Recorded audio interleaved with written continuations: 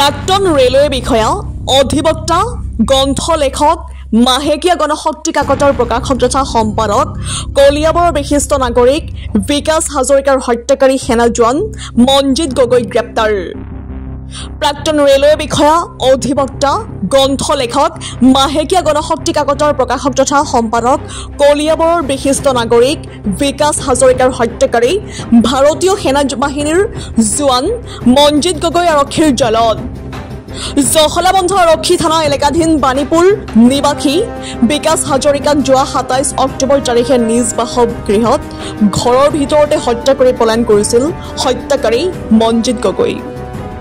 ২৭ অক্টোবৰত হত্যাৰ বলি হোৱা বিকাশ হাজৰিকাৰ মৃতদেহ ৩১ অক্টোবৰ তাৰিখে ঘৰৰ ভিতৰত বন্ধ কোঠাৰ ভিতৰত প্ৰত্যক্ষ কৰিছিল।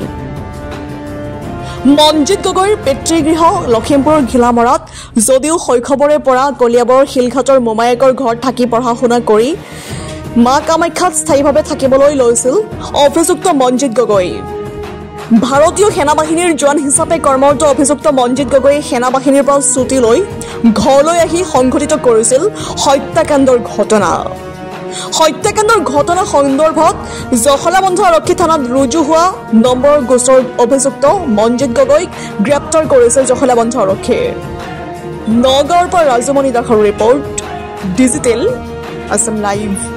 হয়, যোৱা ৩১-১০-২০২৫ মেঘনা ময়ূৰ হাজৰিকা তেখেতে আমাৰ থানাত আহি জনায় যে তেখেতৰ বৰ্তাক মৃত অৱস্থাত তেওঁৰ ঘৰত আছে।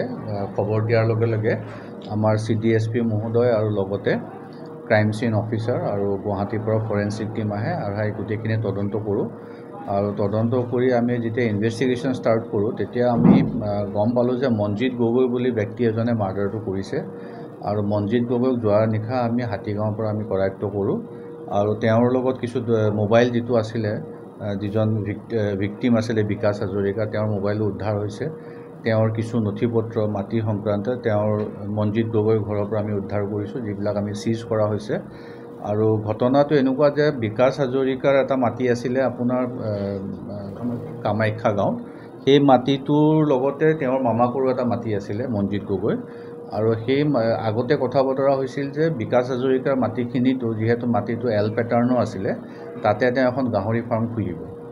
কিন্তু মনজিত গগৈয়ে যেতিয়া গাহৰি ফাৰ্মখন খুলিবলৈ অপাৰগ হ'ল, তেওঁৰ পইচা পাতি নাছিলে, পিছত লোন চোন ল'লে, তেতিয়া আকৌ বিকাশ হাজৰিকাই ক'লে যে মই মাটিটো নিদিওঁ, মই তাতে শাল খেতি কৰিম। এইটো লৈ পেলাই তৰ্কাতৰ্কি হৈছিলে।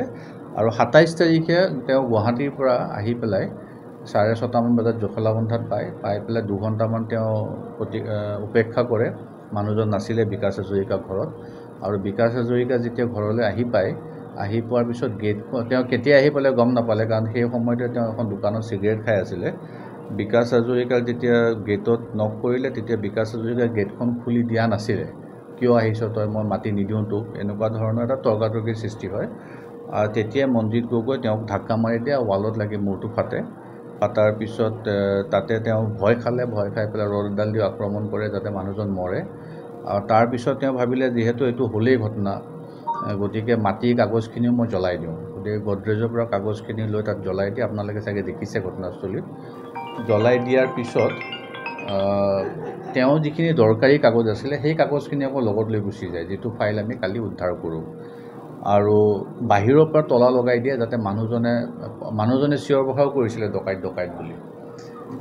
মানুহজনে যাতে ওলাই আহি চিঞৰ বাখৰ কৰিব নোৱাৰে বুলি বাহিৰৰ পৰা তলা লৈ তেওঁ কামাখ্যা বাগানৰ ফালে গৈ, যিটো আমাৰ বাগান আছে তাতে তেওঁৰ গাত লাগি থকা তেজখিনিও তেওঁ যিটো কাপোৰ আছিলে সেইখিনি খুলি তাত জ্বলাই দিয়ে। আৰু চিমখনো তাত ভাঙে। তেওঁ নিজৰ মোবাইলত এবাৰ লগায় আৰু তাৰপিছত চিমখনো তাতে ভাঙি পেলাই দিয়ে। সেইখিনি আমি এতিয়া তদন্তৰ খাতিৰত আমি চিজ কৰিম। আৰু যিডাল ৰদেদি মাৰিছিলে তেওঁ লুকাই থৈ আহে, আমি এতিয়া ইয়াত ডিছক্ল'জাৰ ষ্টেটমেণ্ট বনাই আমি সেইখিনি উদ্ধাৰ কৰিম। আৰু আমি ভাবোঁ যে আমি ৩ মাহৰ ভিতৰতে কেছটো চাৰ্জশ্বিট দিম আৰু যথেষ্ট এভিডেঞ্চ পোৱা গৈছে। ২৭ তাৰিখে ৮:৩০ বজাত তেওঁ কৰিছিল। অভিযুক্ত মনজিত গগৈ ভাৰতীয় সেনা বাহিনী নিয়োজিত বুলি আমি এটা খবৰ পাইছোঁ।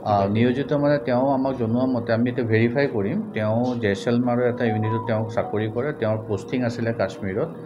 তেওঁ ছুটী লৈ আহিছিলে আপোনাৰ এমাহৰ ছুটী লৈ আহিছিলে তেওঁ জইন কৰিব লাগিছিলে মে' মাহতে কিন্তু তেওঁ কাগজো আহিলে আৰ্মিৰ পৰা কিন্তু তেওঁ জইন কৰিবলৈ নগৈ পেলাই তেওঁ চিলঘাট থানাৰ থ্ৰু দি এটা মেছেজ দিয়া বুলি কৈছে যিটো আমি এতিয়া ভেৰিফাই কৰিম যে তেওঁ চাকৰিলৈ নাযায় গতিকে ইউনিটৰ আমি নামটো লৈছোঁ এতিয়া তাৰে কৰ্ণেলৰ লগত কথা পাতি পেলাই আমি কি পৰ্যায়ত তেওঁ আছিলে তেওঁ পলাই আহিছিল তাৰ পৰা নে তেওঁ ছুটী লৈ আহিছিলে নে তেওঁ চাকৰিয়াল হয় নে নহয় সেইটো আমি তদন্তত এতিয়া আনিম তেওঁ মাইনৰ অৱস্থাটো এনেকুৱা ধৰণৰ ক্ৰাইম কৰিছিল বুলি এটা খবৰ পাইছোঁ আপোনালোকৰ হয়তো থানাত ৰেকৰ্ড থাকিব ক'ত তেওঁ ডকাইত কৰিছিল বুলি শিলঘাটত ডকাইতৰ ঘটনাৰ লগত জড়িত আছে মাইনৰ হৈ থকা অৱস্থা নাই এতিয়াতো এনেই আমাক কৈছে বহুত মানুহে যে অমুকৰ ঘৰত চুৰ কৰিছিলে তমুকৰ ঘৰত ডকাইত কৰিছিলে তথ্যখিনি মই চাব দিছোঁ পালে মই আপোনালোকক জনাই দিম